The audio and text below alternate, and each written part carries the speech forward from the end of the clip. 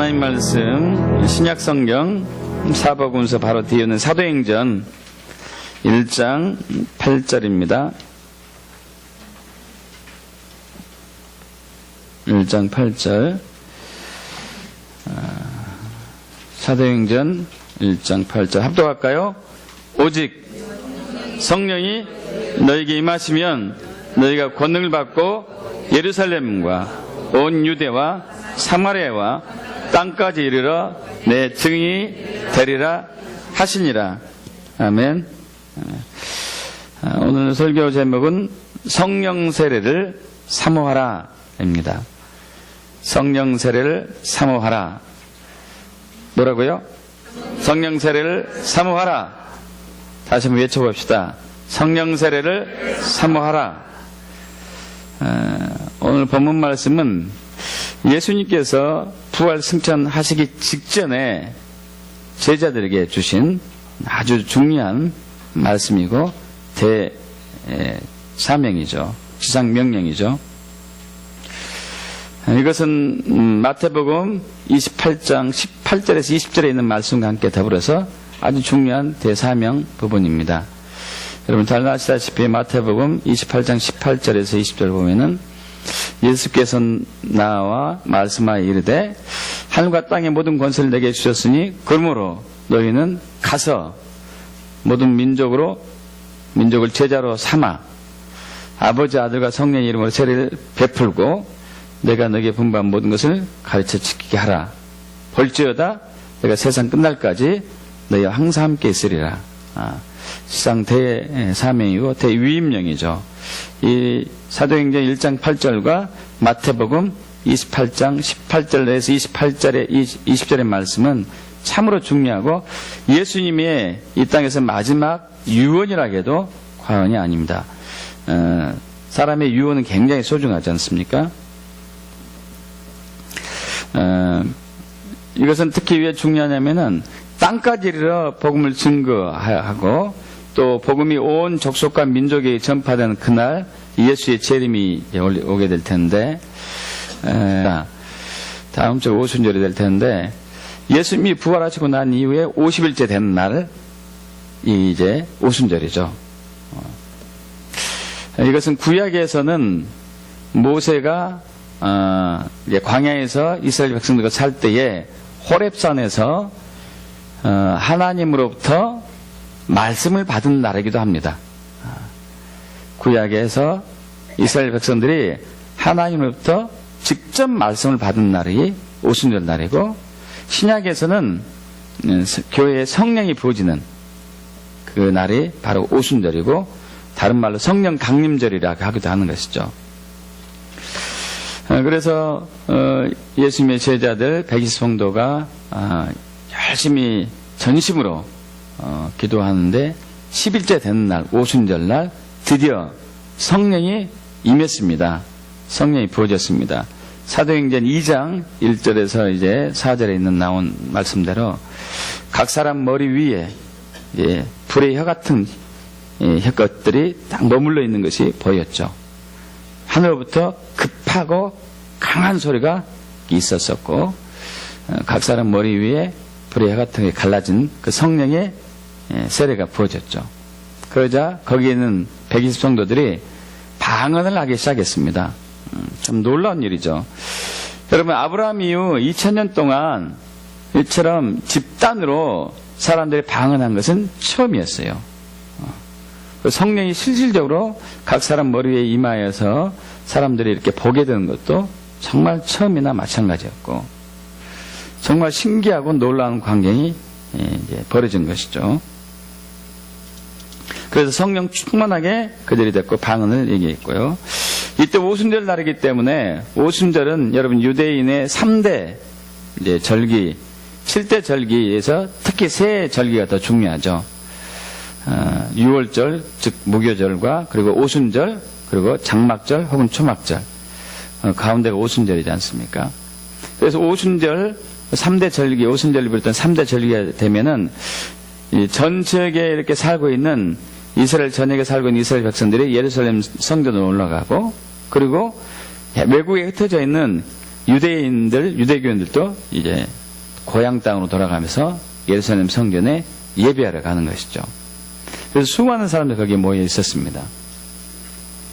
근데 갑자기 이른 아침 9시에 이 사건이 터졌는데, 거기 있는 백이스 성도들이 각 나라 방언을 하는 것을 보고 깜짝 놀라죠.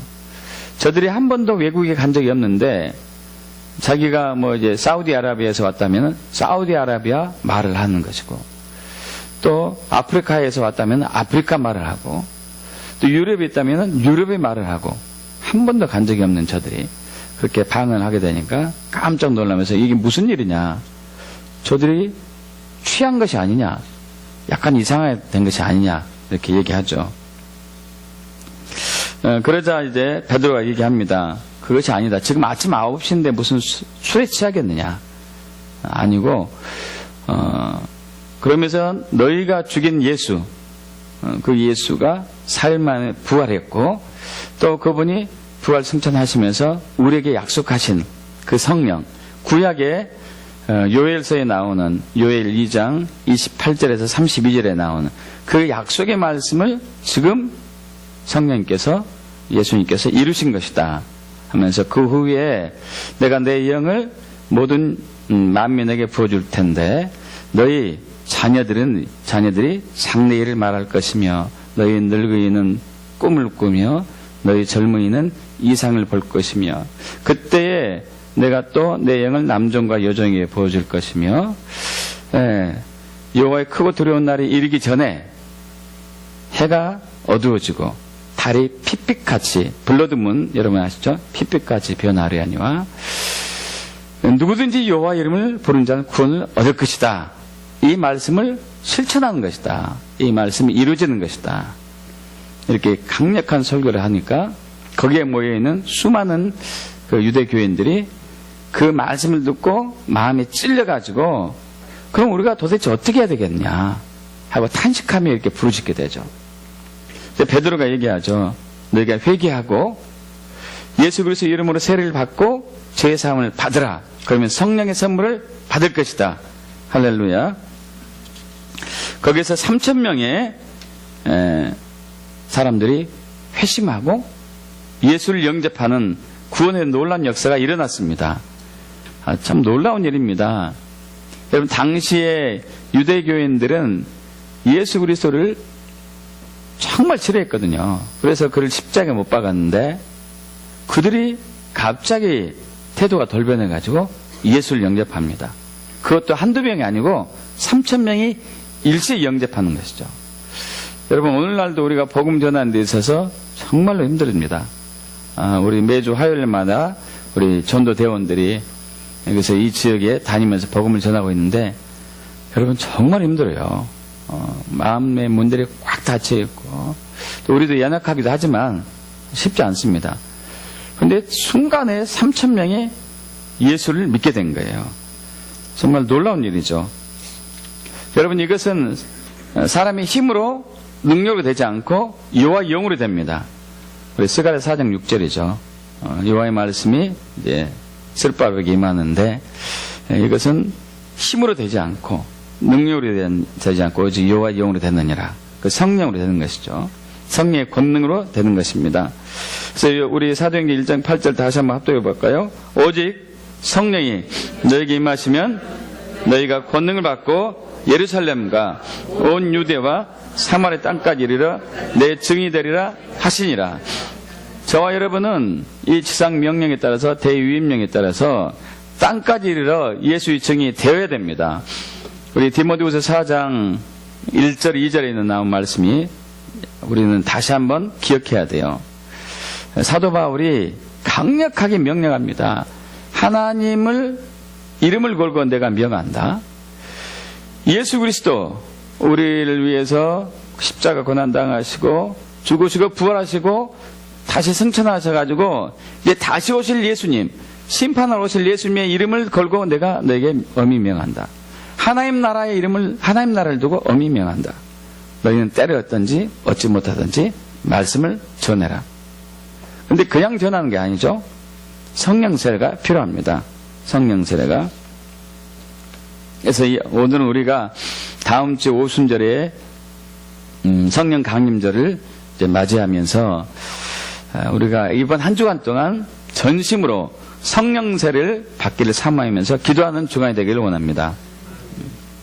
근데 성령 세례를 이야기할 때 이제 두 가지를 먼저 나누고 얘기를 하겠습니다. 어떻게 성령 세례를 받을지는 먼저 나눌 부분이, 성령 세례는 두 종류의 성령 세례가 있습니다. 두 종류의 성령 세례. 하나는 성령의 세례가 있어요. 성령의 세례. 의가 들어가면은 소유격이 되죠. 소유격. 나의 것, 너의 것, 당신의 것, 누구의 것, 소유격이 되죠. 이것은 소유하는 것을 얘기하죠. 소유하는 것. 또 하나는 성령의로 세례가 있습니다. 성령의로 세례. 두 가지는 달라요. 성령의 세례는 일생에 딱 한 번, 예수 믿는 사람에게 딱 한 번 있죠. 예수 그리스도를 마음으로 주인으로 영접했을 때 그때 내주하신다는 성령님이 있게 되죠. 우리 안에 거하시는 성령님. 이것은 한 번 읽게 되고 계속 우리 안에 성령님이 거하게 됩니다. 이것은 성령의 세례라 하기도 하고요. 또 하나는 성령의로 세례가 있습니다. 성령의로 세례. 사도행전 1장 5절 보겠습니다. 성령으로 세례 합독해 볼까요? 요한은 물로 세례를 베풀었으나 너희는 몇 날이 못되어 성령의로 세례를 받으리라. 성령의로 세례를 받으리라. 여러분, 이 성령의로 세례를 받으리라 한 것은 예수님이 거기에 모여 있는 성도들에게 얘기한 것이죠. 제자들에게 얘기합니다. 거기 있는 사람들은 예수 믿는 사람들이었어요. 예수 믿는 사람들, 믿지 않는 사람들 아니었습니다.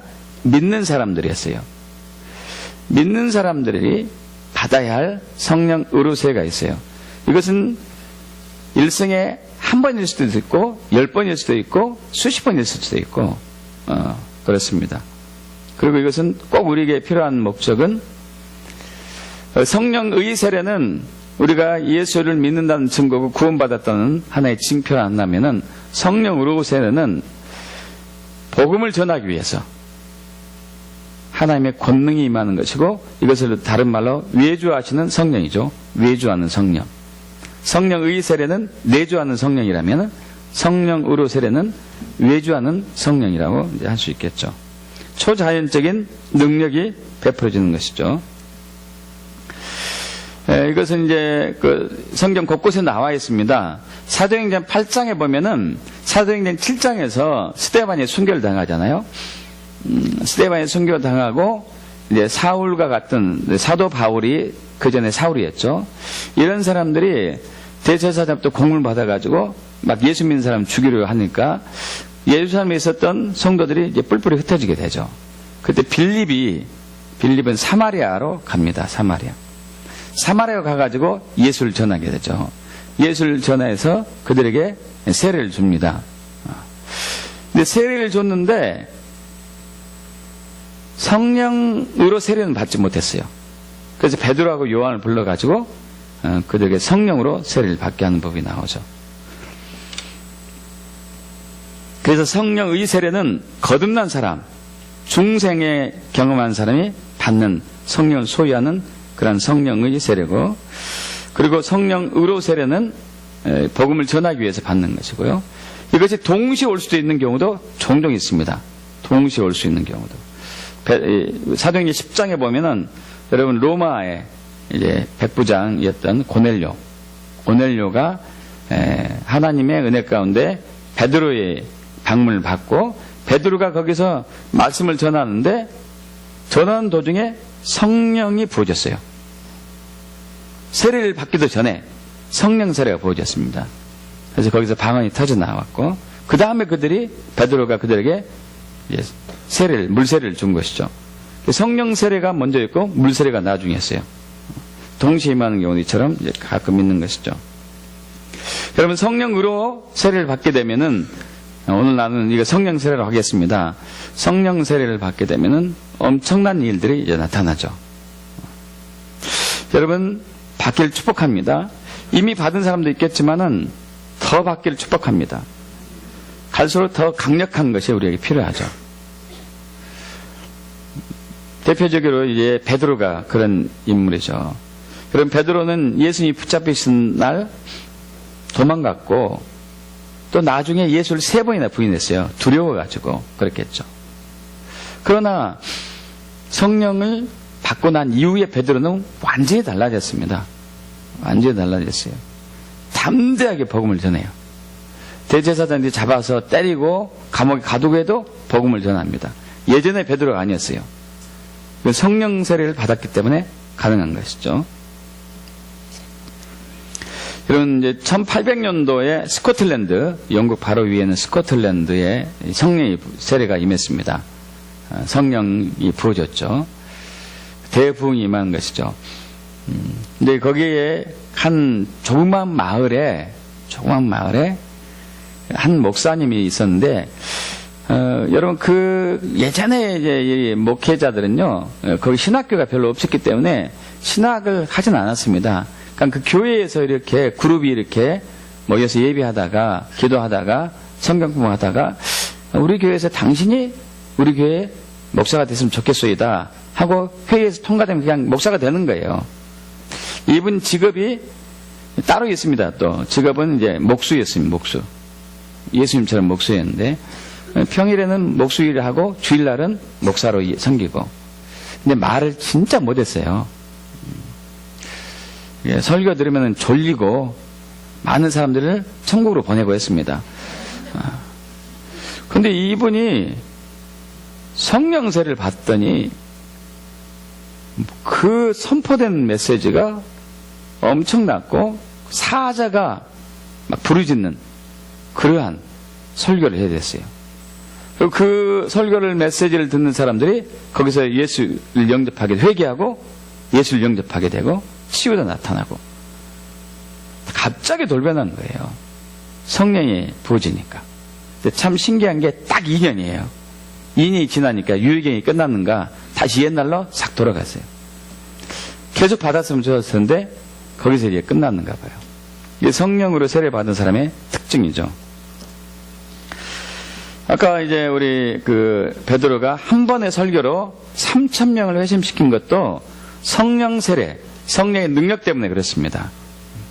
앞으로 하나님께서는 예수의 재림 직전에 대부흥을 역사하십니다. 영적인 대각성을 일으킬 거예요. 기독교 2000년 역사 동안에 이런 대부흥과 대각성이 시시때때로 가끔 있어 왔는데 그때도 강력한 역사가 있었습니다.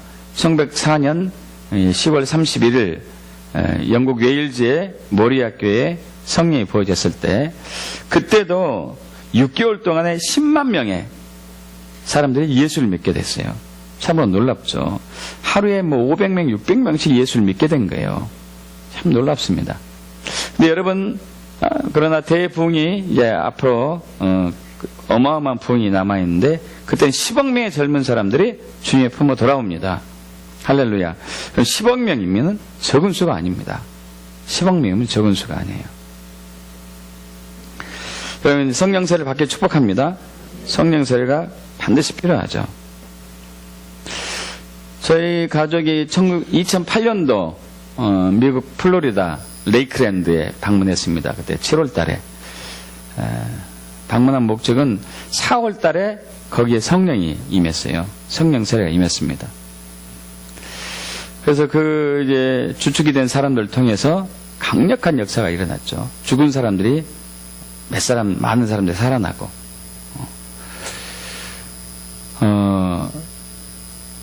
태어나면서부터 저번에 말씀드렸다시피 눈 알이 없이 태어난 사람이 있어요. 여러분 앞을 볼 수 있을까요? 없을까요? 볼 수 없죠. 그래서 이분은 이제 남들이 자기는 이제 어차피 안 보이지만 남들이 보기 싫지 않게 이제 의아한 인공 눈을 가짜 눈을 만들고 다녔죠. 여전히 볼 수는 없잖아요.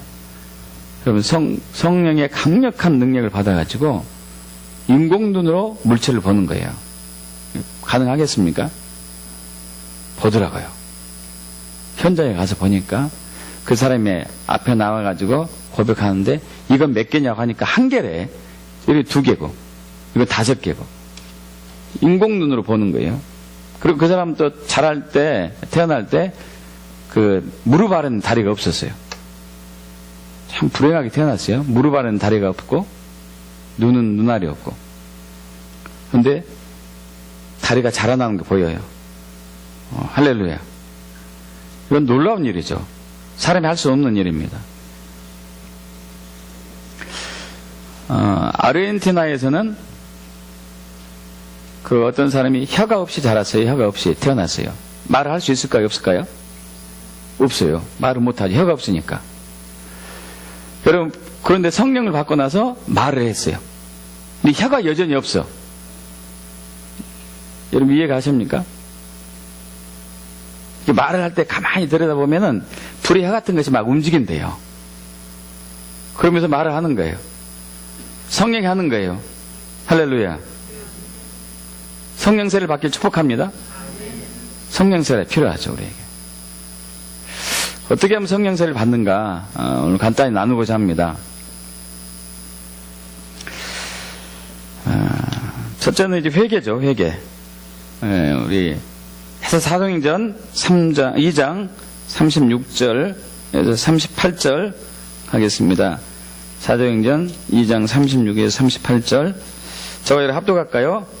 이런즉 그런즉 이스라엘 온 집은 확실히 알지니 너희가 십자가 못 박은 이 예수를 하나님이 주와 그리스도가 되게 하셨느니라 하니라. 그들이 이 말을 듣고 마음에 찔려 베드로와 다른 사도들에게 물어 이르되 형제들아 우리가 어찌할꼬 하거늘 베드로가 이르되 너희가 회개하여 각각 예수 그리스도의 이름으로 세례를 받고 죄사함을 받으라. 그러면 성령의 선물을 받으리니. 할렐루야. 여러분 이 성령의 선물은 두 가지 다 포함됩니다. 하나는 성령의 세례, 또한 성령으로 세례. 근데 제일 중요한 것은 먼저 회개죠. 우리나라는 1907년 1월 14일 평양 장대영 교회에 성령이 부어졌습니다. 참으로 놀라운 역사였어요. 이것을 기점으로 인해 가지고 우리나라 전역에 복음이 전파됐고 이 부흥의 불이 그 이듬해 만주로 퍼져나가고 중국으로까지 전달되었는데요.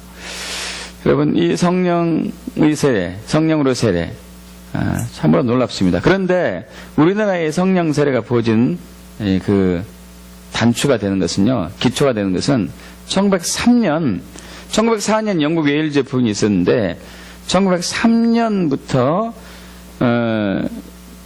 원산이죠. 원산 중앙감리교회를 세운 로버트 하디, 캐나다에서 온 의사 선교사, 이분에 의해서 이제 회개 운동이 일어났습니다.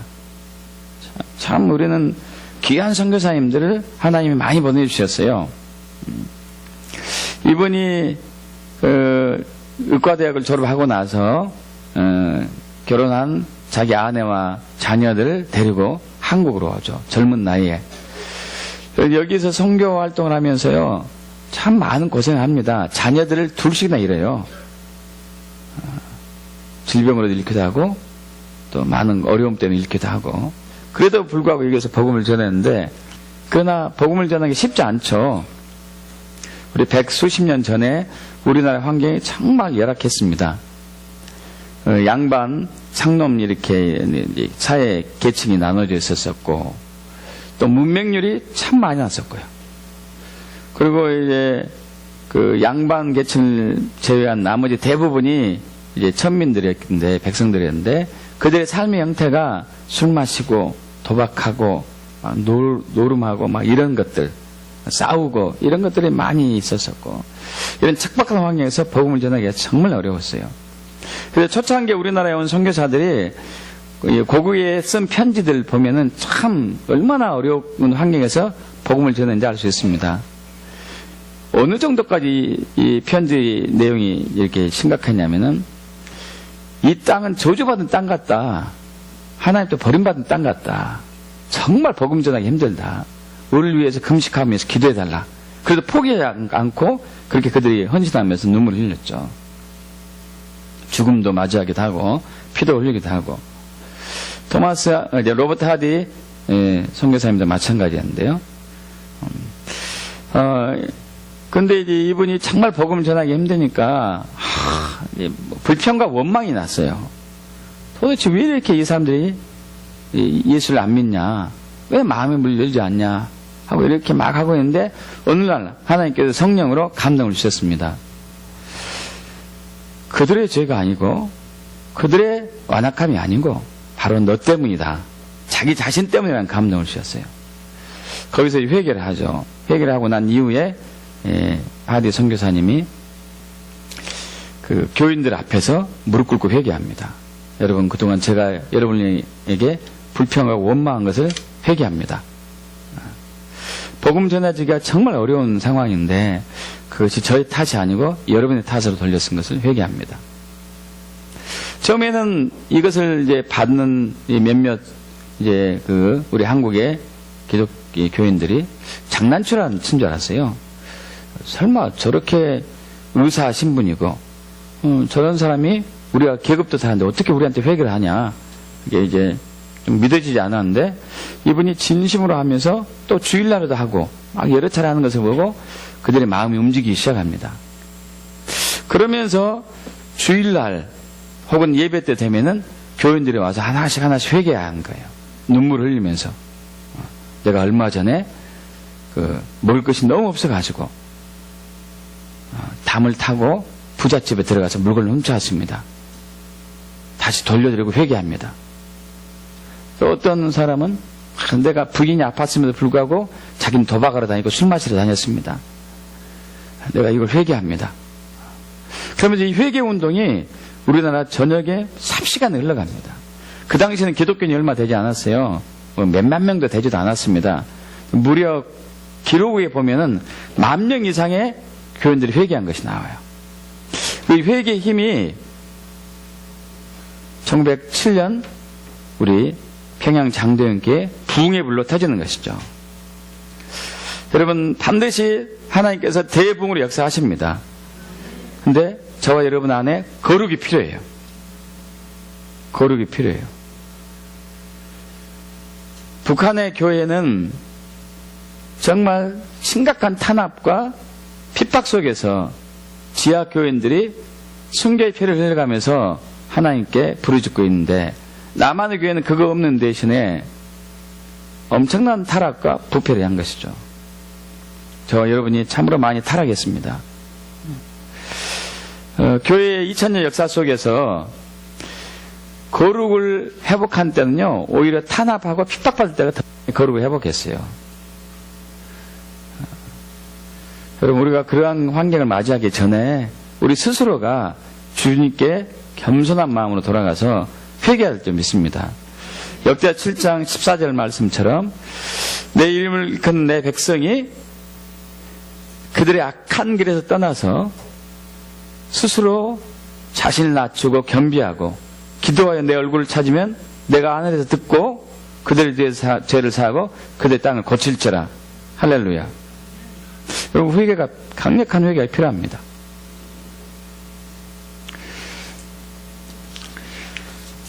두 번째는 간절한 목마름으로 부르짖는 것이죠. 간절한 목마름으로 부르짖어야 돼요. 요한복음에 보면은 두 종류의 목마름이 나옵니다. 한 번은 요한복음 4장에 보면은 예수님께서 이제 길을 가시다가 갈릴리로 가는 도중에 사마리아를 들어가게 되죠. 일부러 들어가신 거예요. 성령의 감동 받아가지고. 그래서 사마리아 수가 마을에 도착합니다. 목이 말라가지고 우물가에 앉아있죠. 그 우물의 이름이 야곱의 우물인데, 정오 12시 뜨거운 햇빛이 쬐을 때, 여러분, 이스라엘 백성들은 정오에 활동하지 않아요. 햇빛이 너무 강하니까. 그때는 잠깐 잠을 잡니다. 근데 아무도 없는 그 때에 한 여인이 물을 길리러 왔죠. 그래서 예수님이 물을 달라고 얘기합니다. 물을 달라고 얘기하니까 당신은 유대인이고 나는 사마리아인인데, 유대인은 사마리아인과 상종자지 않는데 어찌 나한테 물을 달라 하십니까? 예수님 말씀하죠. 내가 누군지 알면은 네가 물을 달라고 했을 것이다. 나에게 달라고 했을 것이다. 여기 있는 물을 마시는 자는 다시 목마르겠지만은 내가 주는 물을 마신다는 영원히 목마르지 않을 것이다. 이 목마름에 대해서 얘기해요. 이 수가 여인이 그 물이 있으면 나에게 주어가지고 내가 다시 목마르지 않게 하고 여기 물도 길리지 않게 하소서. 그러면서 자신이 이제 그 물이 생수에 또 생수라는 것을 얘기하죠. 그래서 그 여인이 예수를 주인으로 구세주로 영접합니다. 여러분 이것은 성령의 세례와 마찬가지인 목마름이에요. 구원을 간절히 사모하는 한 이제 목마름이죠. 이 하나의 목마름이 있고 두 번째 목마름은 이제 요한복음 7장 37절 38절에 나오죠. 누구든지 목마르거든 다 내게로 오라. 그 배에서 생수의 강이 흘러나올 것이다. 여러분 이것은 성령으로 세례예요. 성령으로 세례. 여러분 이걸 받길 축복합니다. 사모하는 것이죠. 사모하는 것. 이사야 44장 3절에서 나는 목마른 자에게 물을 주며 마른 땅에 시내가 흐르게 하며 나의 영을 너의 자손에게 나의 복을 너의 후손에게 부어줄 것이다. 누구에게요? 목마른 자에게. 목마른 자에게. 여러분 목이 마릅니까? 목마른 사람들이 찾기가 힘들어요. 복음 전하는 사람이 워낙 적다 보니까 목마른 사람 찾기 힘들어요. 여러분 복음을 전할 때 복음이 전해지지 않는 것을 보고 안타까워 탄식하며 주님 저 이것은 힘으로 능으로 되지 않습니다. 오직 여호와의 영으로 될 뿐입니다. 그 영을 저에게 부어주옵소서 하는 이런 목마름이 없어요. 정말 안타깝죠. 그래서 우리에게 부어줘야 할, 우리에게 있어야 할 성령의 능력이 권능이 없는 것이죠. 그래서 교회는 무능한 교인들로 가득 차 있습니다. 세상 사람들이 교인들을 보고 감동을 받지 못하죠. 초대교회에 그랬지 않았거든요. 성령의 능력을 받은 이들이 곳곳에 다니면서 병든 자를 이렇게 세우고 귀신 자를 쫓아내고 죽은 자를 살려내고 수많은 사람들이 예수를 믿게 됐습니다. 근데 요즘 그런 거 찾기 힘들어요. 병들고 아픈 그리스도인들이 믿지 않는 사람들에 가서 어떻게 해야 좋겠냐고 상담하고 있고, 그들이 우리에게 와서 고민을 털어놓고 기도받기를 원해야 돼요. 여러분 회개합시다. 이렇게 무능한 그리스도인이 된 것을 회개하셔야 돼요. 이대로 살 수는 없지 않습니까?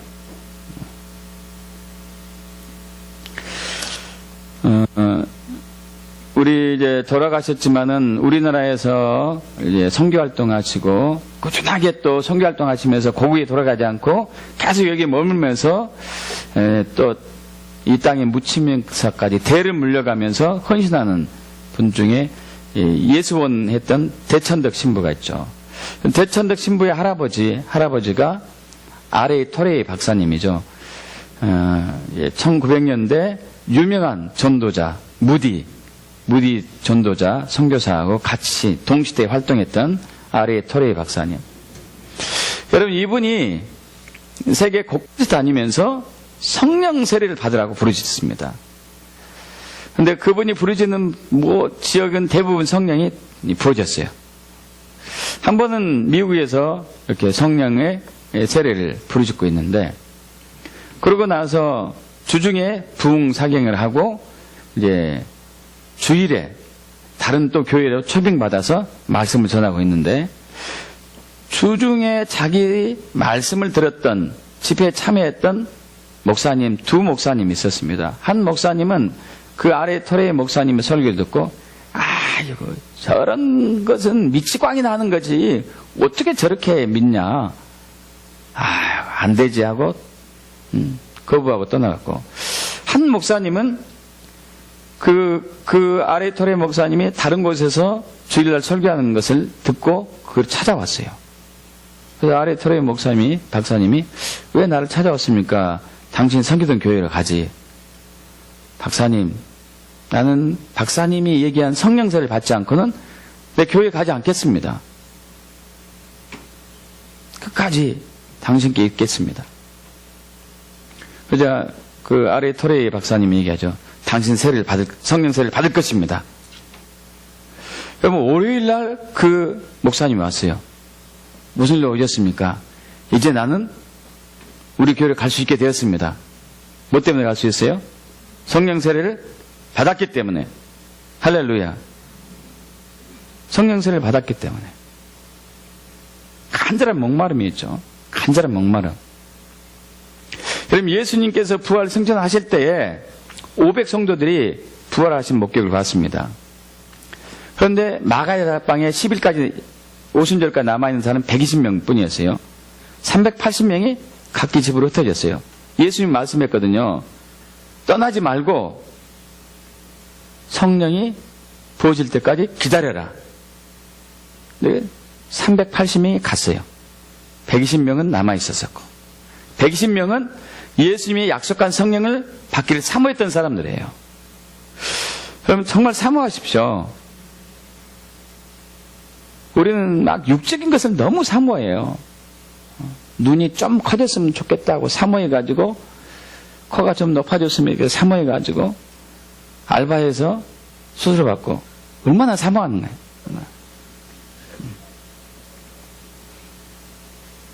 근데 성령 받기를 사모하지 않아요. 성령 받기를. 뭐가 더 중요하죠? 성령 받는 게 더 중요하죠.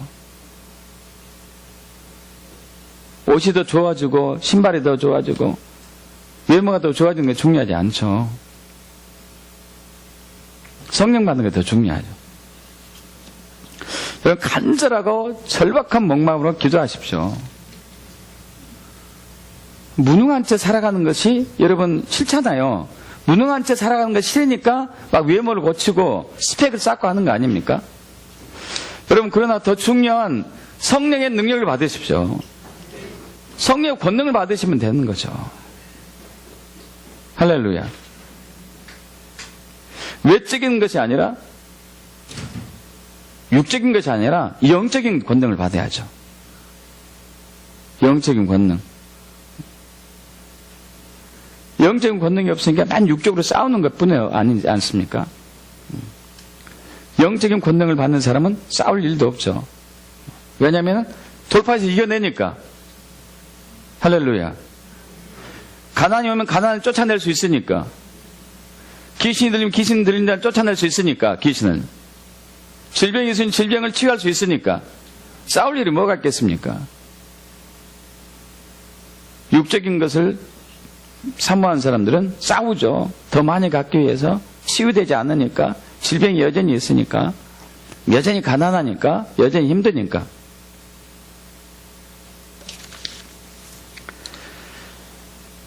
(1904년) 영국 웨일즈의 부흥이 오고 1905년 1년 후에 인도의 카시의 지방에 부흥이 옵니다.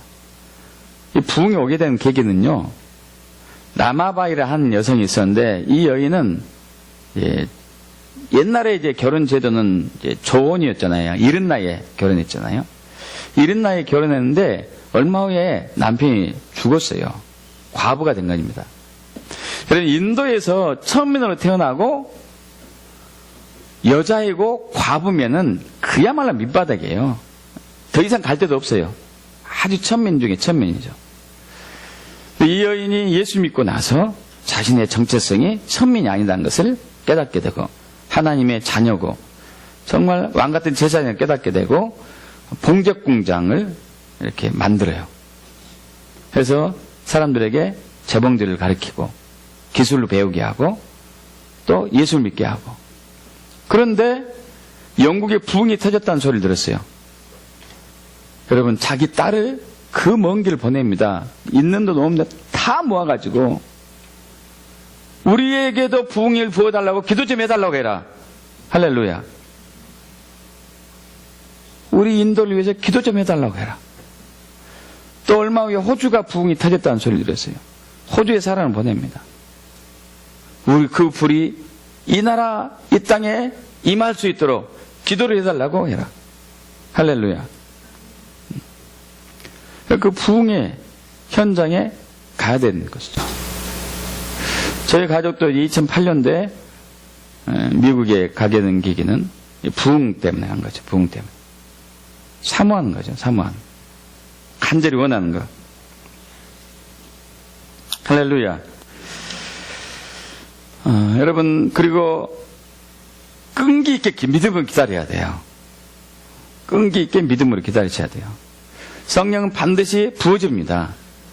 믿음으로 기다리는 사람에게 바로 오기도 하지만은 오래 걸리기도 하죠. 1904년 이제 영국 웨일즈의 부흥이 오기 직전에 13년 전 하나님께서 10대 초반인 이반 로봇에게 나타나셨죠. 그리고 그 얘기예요. 이 땅에 부흥을 내가 줄 텐데 기도해라. 여러분, 이 10대 초반 그 아이가 13년간을 기도해요. 13년간. 그럼 그가 가정이 굉장히 어려우니까 그 웨일즈는 탄광촌인데요. 10대 초반에 13살, 4살 때 탄광촌에서 일을 했습니다. 공부할 시기에. 여러분, 탄광촌이 힘든 곳입니까? 쉬운 곳입니까? 정말 힘든 곳이죠. 그럼 하루 종일 중노동하고 교회로 가는 게 집으로 가는 게 아니고 교회로 갔어요. 교회로 가서 성령이 부어지기를 기도했습니다. 할렐루야. 13년을. 13년 되는 때 부흥의 불이 터졌어요. 할렐루야. 이 웨일즈가 완전히 바뀐 것이죠. 완전히. 성령이 부어지니까. 탄광촌은 여러분 잘 아시다시피 술집도 많고 도박도 많이 하고 도박장도 많고 막 싸우고 특기죠. 이런 거. 남자들 모였다 하면은 막노동하는 사람이 남는 게 힘만 있잖아요. 힘만. 그러니까 돈 월급 받으면은 그 돈 가지고 술집 가고 여자한테 또 봉사하고 자기 여자가 아니고 가정의 여자가 아니고 모르는 여자한테 가서 막 싸우고 도박하고. 여러분, 그러나 성령이 떨어지니까, 성령의 불을 받으니까 이분들이 탄광촌에서 일을 끝나고 집으로 곧장 가든지 교회로 갔어요. 할렐루야. 술집 사장이 갑자기 술집에 손님이 없으니까 이 사람 다 어디 갔나 하고 찾아다니기 시작하니까 가서 보니까 교회에 다 있거든요. 그래서 왜 교회를 들어갔지 하는데 들어가는 순간에 성령을 받았어요. 할렐루야. 그래서 술집 정리하고 그것을 교회로 바꿔서 복음을 전해요. 있습니까, 여러분? 성령을 받은 사람 특징이에요. 성령세를 받은 사람 특징. 포기하지 않고 끝까지 붙은 것이죠. 끝까지. 그럼 구약에서 또 이러한 또 인물이 있습니다. 엘리사죠, 엘리사. 하나님께서 엘리야에게 얘기하죠. 엘리사에게 기름을 부으라. 다음 선지자는 엘리사다. 그리고 이제 하나님의 부를 때가 돼가지고 하나님이 엘리야를 하늘로 올리고자 하죠. 그래서 역대하 11기하 2장에서 그 현상이 나오는데 그때 엘리사가 엘리야를 따라다녀요. 엘리야를. 스승 엘리야를 따라다닙니다.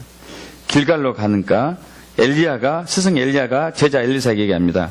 야, 너는 길갈에 있어라. 나는 여호와께서 나를 베델로 부른다. 베델로 부른다. 그러니까 엘리사가 내가 살아계신 하나님을 두고 당신의 영혼을 두고 맹세하는데 절대 당신을 떠나지 않겠습니다. 끝까지 가겠습니다. 그래서 엘리야가 베델로 가니까 베델로 따라가죠. 베델로 가서 엘리야가 엘리사에게 또 얘기합니다. 야, 넌 이제 여기 있어. 됐어. 이제 그만하면 됐고 나 이제 하나님께서 또 부른다. 요단강으로 나를 부르니까 요단으로 갈 거야. 엘리사가 똑같은 얘기하죠. 살아계신 하나님과 당신을 영혼을 두고 맹세하는데 난 당신을 떠나지 않겠습니다. 또 할 수 없이 이제 같이 가는 거죠. 그래서 요단강을 건너게 되고 여러분, 요단강에서 엘리야가 자기 겉옷을 이제 벗어가지고 요단강 치니까 요단강이 갈라집니다. 강력한 능력이 임한 것이죠. 자, 그래서 마지막으로 엘리야가 엘리사에게 얘기합니다. 이제 나 곧 하나님 올라갈 텐데 네가 나에게 도대체 뭘 원하냐? 나에게 원하는 것을 얘기해라. 당신에게 임한 성령이 갑절로 내게 임하기를 원합니다. 할렐루야. 당신에게 임한 성령이 갑절로 내기를 원합니다. 엘리야에게 얘기합니다. 스승 엘리야가 야, 네가 어려운 일을 구한다. 진짜 어려운 걸 구한다. 그러나 나를 내게서 데려가신 것을 네가 보면은 그 일이 너한테 이루어질 것이다. 할렐루야. 결국 엘리야가 이제 바람 타고 승천하고 엘리사에게 갑절의 능력이 임했습니다. 갑절의 능력이 임했어요. 여러분, 이제 우리 내일부터 우리 토요일까지 금식 주간입니다. 금식 기간 동안에 여러분 철저하게 회개하십시오.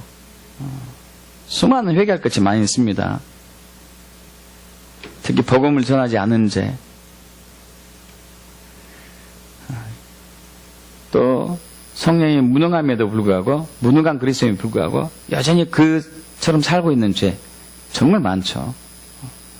철저한 회개를 하면서 여러분 부르짖으십시오. 이렇게 생각하세요. 예수님이 지금 부활 승천하고 계세요. 우리 앞에서. 부활 승천하시면서 마지막에 주신 말씀이에요.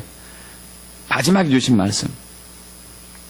가서 모든 민족으로 제자로 삼고 아버지, 아들과 성령 이름으로 세례를 주고 내가 너에게 분부한 모든 것을 가르쳐 지키게 하라. 내가 세상 끝날까 너희와 함께 있겠다.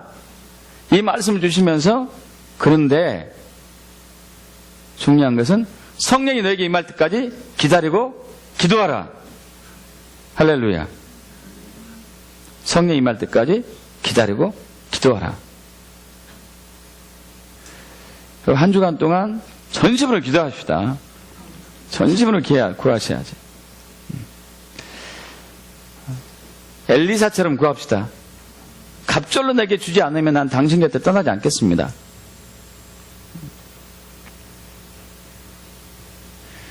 그래서 금식하면서 기도하는 게 중요해요. 육신이 배부르니까 우리는 영적인 배고픔을 잊어버렸어요. 영적인 배고픔을.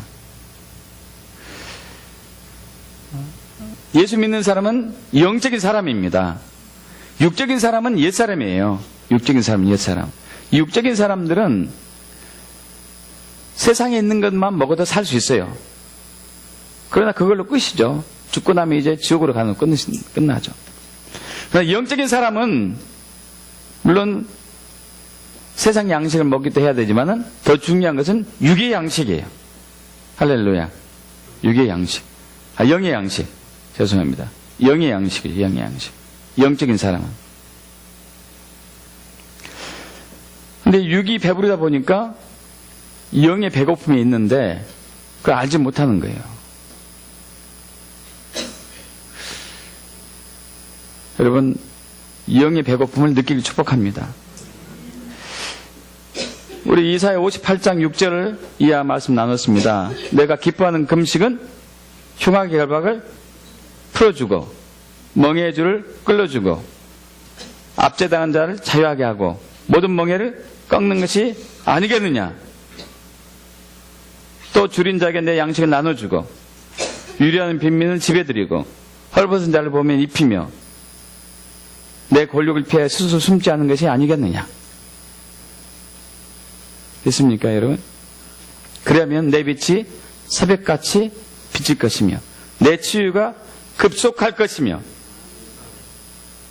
너의 공의가 내 앞에 행하고 여호와의 영광이 내 뒤에 호위하리니 내가 부를 때 나 여호와가 여기 있다 응답할 거 내가 부르질 때 내가 여기 있다 하리라. 할렐루야. 간절한 부르짖음이 있어야 돼요. 금식하면서 부르짖으면 더 많이 부르짖어요. 배고프니까. 탄식과 애통하며 부르짖게 되죠. 그럼 믿음으로 기다릴 때 반드시 성령이 부어집니다. 성령이 부어져요. 성령 세례를 받읍시다. 그럼 이건 선택이 아닙니다. 주께서 명령하시고 약속하셨어요. 할렐루야. 주께서 명령하신 것이고 약속하셨습니다.